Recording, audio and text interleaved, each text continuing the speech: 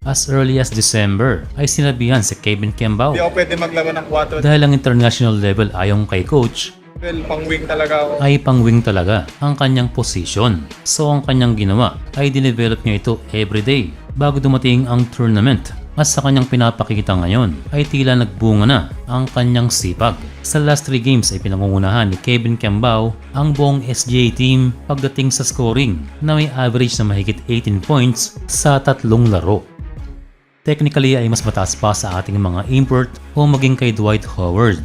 Although sa mga next games ay inaasahang aangat na ang average ni Dwight dahil ang first 2 games siya ay pinapahinga.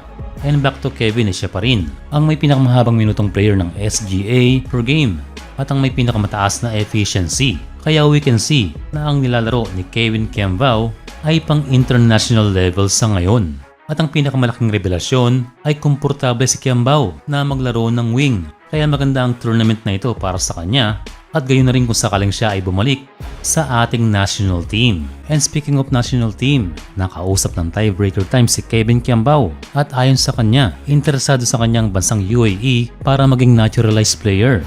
Well, nakapaglaro na si Kembao para sa Gilas at hindi ganun kadali para lumipat ng pambansang koponan. Pero hindi naman suplado itong si Kevin dahil gusto niyang pakinggan ang sasabihin ng kabilang federasyon. Sa nakatakdang meeting, kung sakaling maganda raw ang plano, ay kanyang i-consider ito. Pero kanyang nilinaw na mahal niya ang Pilipinas. Sa game kontra sa Syrian Ball Club, ay pinakita ni Kevin na kapag siya ay mabigyan ng open space, ay halos ilista mo na sa taas ng kanyang percentage.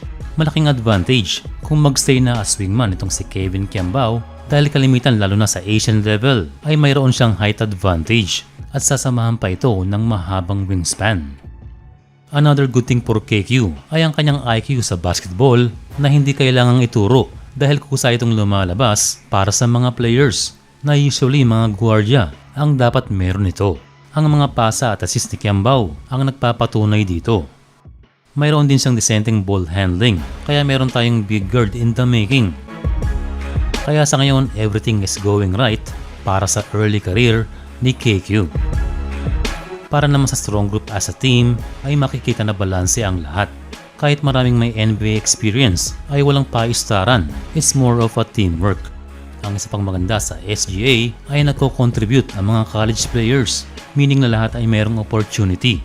At lumalabas ang mga potentials ng mga mas batang players. Kaya kanilang naibibigay ang kanilang advantage na katulad ng energy sa court at fast-paced na laro.